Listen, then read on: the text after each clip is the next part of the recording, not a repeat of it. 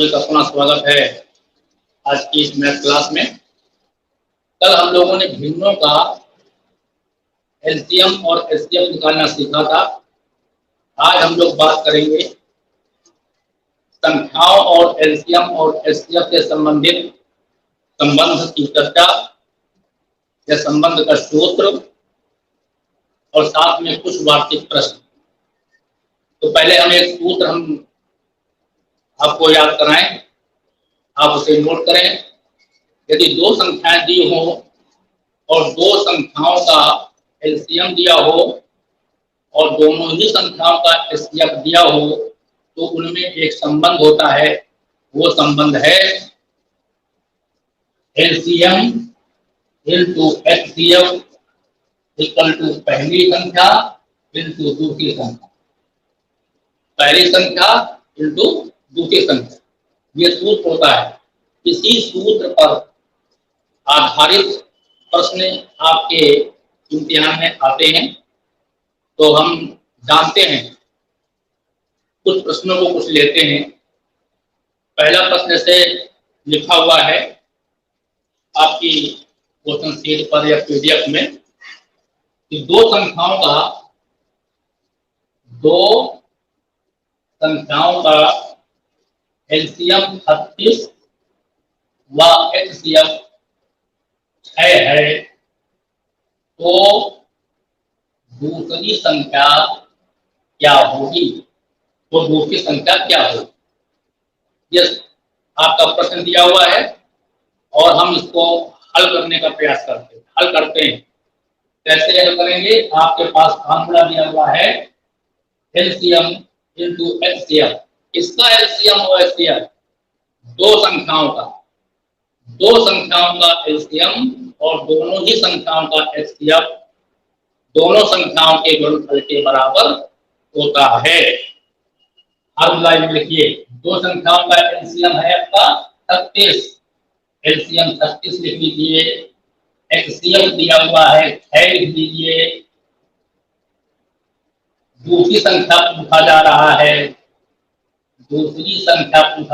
है, जब पहली संख्या देना होना चाहिए तो पहली संख्या इसमें दी हुई है 12। यदि पहली संख्या 12 पहली संख्या यहाँ पर 12 दी हुई। अब सवाल पूर्ण हुआ।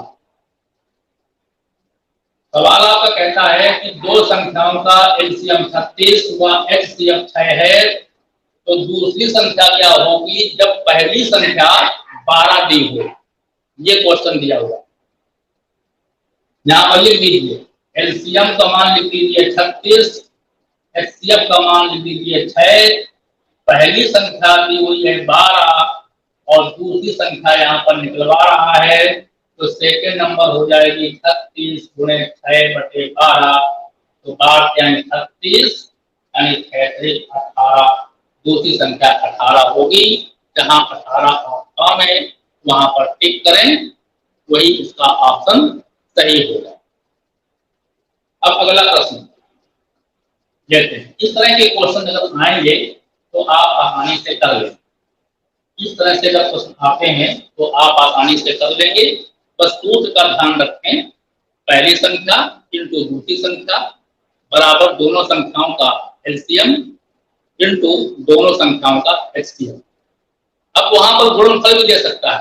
मान लीजिए कहते हैं कि पहली संख्या और दूसरी संख्या का गुणनफल, या सीधा सीधा ये कह दे कि दोनों संख्याओं का गुणनफल कितना है और दोनों संख्याओं का एचसीएफ कितना है तो एलसीएम कितना होगा। तो पहली संख्या इनटू दूसरी संख्या के स्थान पर हम गुणनफल लिखेंगे, शेष जो डाटा है जहां का तहां लिखेंगे और उसका आंसर आप आसानी से निकाल लेंगे जो अज्ञात नंबर है, जो अज्ञात संख्या है। अब दूसरा क्वेश्चन जो दिया हुआ है, पूछा गया है आपके इम्तिहान में विगत वर्षों में, वो क्वेश्चन दिया हुआ है। दो संख्याएं 4 और 5 के अनुपात में हैं। दो संख्याएं 4 और 5 के अनुपात में है।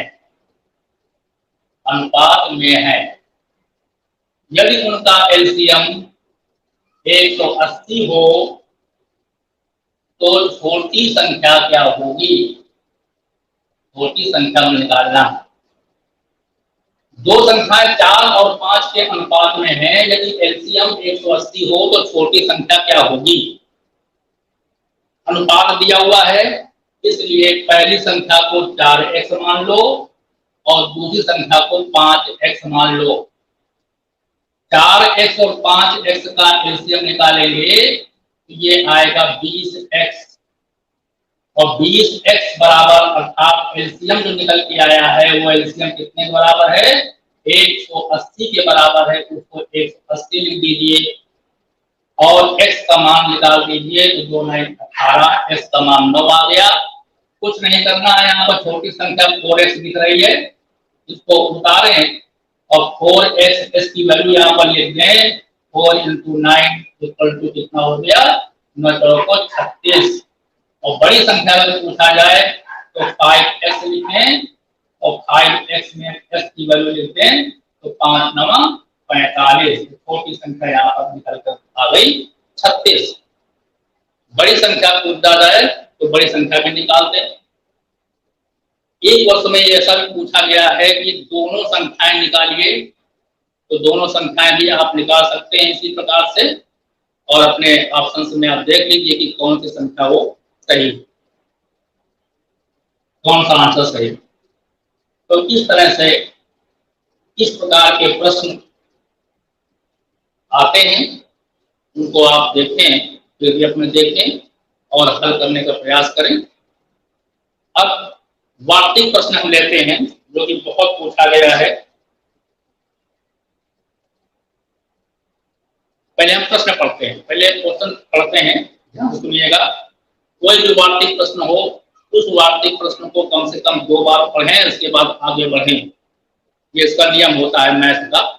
मैथ के वार्तिक प्रश्नों के हल करने का ये नियम होता है कि किसी भी प्रश्न को 2 बार पढ़ें और इसके बाद डाटा को समझें और आगे बढ़ें। पढ़ें, लिखें, सॉल्व करें, ये चीज होती है वार्तिक प्रश्न में।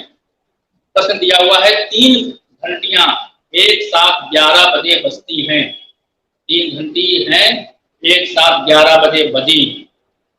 वे तीनों क्रमशः 20 मिनट, 30 मिनट और 40 मिनट के अंतराल पर बजती हैं। वे तीनों 20 मिनट, 30 मिनट और 40 मिनट के अंतराल पर बजती रहती हैं, तो वे दोबारा एक साथ कितने बजे बजेंगी? 3 घंटियां हैं, 3 घंटियां 11 बजे बजती हैं। ऑप्शन भी इसमें दे रखते हैं।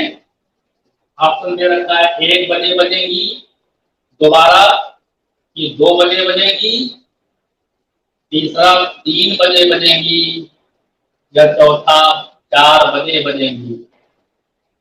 घंटियां कितनी है भाई? 3 घंटियां, 3 घंटियां। और 3 घंटियां कितने अंतराल में बजती हैं? कितने कितने मिनट के अंतराल में? 20 मिनट, 30 मिनट, 40 मिनट। पहली घंटी 20 मिनट, 30 मिनट, 40 मिनट। पहली घंटी बजती है 20 मिनट में, ये मिनट में दिए हुए हैं। दूसरी घंटी बजती है 30 मिनट में और तीसरी घंटी बजती है 40 मिनट में। अब कह रहे हैं कि कितने समय बाद ये पुनः एक साथ बजेंगी। अंतराल तो सबका अलग अलग है, ये बात तो निश्चित है कि एक ऐसा समय होगा जिसमें ये सभी घंटियां एक साथ बजेंगी। अंतराल यहाँ पर अलग अलग। ऐसे प्रश्नों में हम एलसीएम निकालते हैं, ऐसे प्रश्नों में हम एलसीएम निकालते हैं। तो पहले आप देख लीजिए कि 20, 30 और 40 का एलसीएम क्या होगा। 20, 30, 40 का एलसीएम निकाल लीजिए। डिवीजन मेथड से भी निकाल सकते हैं और ट्रिक से भी निकाल सकते हैं। आप देखिए 40 20 से कट जाता है, परंतु 30 से ये कटना नहीं है, इसलिए 40 के पहाड़े में इसको खोजेंगे 4 दूनी 8, 4 3 12, 120, यानी 40 या 120। 120 एक ऐसी संख्या आ गई जो 20 से भी कट रही है और 30 से भी कट रही है और 40 से भी कट रही है, इसलिए इसका एलसीएम 120 मिनट आ गया। स्वाभाविक है 120 मिनट में जो है एक साथ बजेंगी जा करके, लेकिन पहली बजती है 11 बजे। 11 बजे पहली बार ये बजी थी, 120 मिनट बाद वो बजेंगी फिर, तो 120 मिनट ये बना लो घंटे, 1 घंटे बराबर 60 मिनट, तो 120 मिनट में 2 घंटे हो गए, तो कितना हो गया 2 घंटा, यानी 2 घंटे बाद बजेंगी। आंसर यहीं पर हो गया। लेकिन पहली बार वो बजी थी 11 बजे, तो 11 बजे में 2 बजे और 2 घंटा और जोड़ दो, तो ये कितना आ जाएगा 11 12 1, तो 1 बजे बजेंगी, अर्थात ऑप्शन आपका ए सही। 1 बजे दोबारा ये घंटी पुनः बजेंगी। समझ में आ गया? इस तरह के भी प्रश्न पूछे जाते हैं और पूछा गया है। आप पीडीएफ को ध्यान से देखें, उसमें मिलेंगे, प्रश्न मिलेंगे। इसी तरह का एक प्रश्न हम और ले लेते हैं, एक प्रश्न और ले लेते हैं कि 6 घंटियां हैं। अगला प्रश्न है कि 6 घंटियां हैं, एक साथ बजना प्रारंभ हुई, यदि वे क्रमशः 2 4 6 8 10 12 सेकंड के अंतराल में बजती हैं, तो 30 मिनट में वे कितनी बार इकट्ठा बजेंगी? 30 मिनट में कितनी बार इकट्ठा बजेंगी? 6 घंटियां हैं, घंटियों की संख्या पर नहीं जाना है। जैसे पहले वाले प्रश्न में 3 घंटियां थी, हो सकता है 3 लिख दे, 3 घंटियां वहां पर कंफ्यूज हो जाए, तो 3 घंटियों 6 घंटियों पर नहीं जाना है। हमें ये कहा जा रहा है कि 6 घंटियां हैं और 6 घंटियां एक साथ बजना प्रारंभ हुई स्टार्टिंग में, और वे क्रमशः इस अंतराल में बजती हैं बाद में 2 4 6 8 10 और 12। 2 4 6 8 10 और 12 मिनट के अंतराल में, नहीं सेकंड के अंतराल, ये सब सेकंड दिए हुए, सेकंड के अंतराल में बजती हैं। ये कह रहे हैं 30 मिनट में वे कितनी बार इकट्ठा बजेंगी। एक ड्यूरेशन दे दिया गया, समय दे दिया गया, टाइम। 30 मिनट में कितनी बार इकट्ठा बजेंगी, एक बार बजेगी कि 2 बार बजेंगी कि 3 बार बजेंगी कि 4 बार बजेंगी।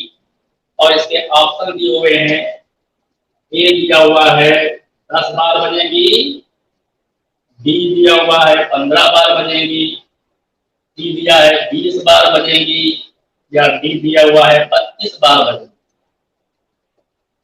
कितनी बार बजेंगी? एकदम आसान प्रश्न है, एलसीएम निकालिए, मिनट को सेकंड में, जहां सेकंड में आंसर आएगा उसको मिनट में कन्वर्ट करें और भाग दे दें, तुरंत निकल आएगा। देखते हैं कैसे करते हैं। पहले 2 4 6 8 10 और 12 का हम एलसीएम ले लें, और जब एलसीएम लेंगे आप तो इसका एलसीएम 12 को पकड़ेंगे, और ये ध्यान दें कि 12 सभी संख्याओं से ये कट रहा है कि नहीं कट रहा है। 2 से कटेगा,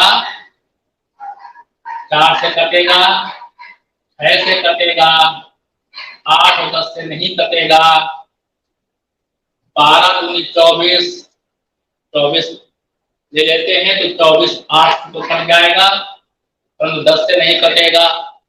12 36, 12 48, 12 पंचे 60, बचन 72, 60 लेते हैं, तो जब 60 लेंगे तो 10 से कटेगा, परंतु 8 रह जाता है। तो अब सीधे सीधे 12 से हम 120 कर लीजिए, तो 12 से हम जब 120 कर लेंगे तो आप देखेंगे कि 120 जो संख्या है वो 8 से भी कटेगी और 10 से भी कटेगी, यानी सबसे कटेगी।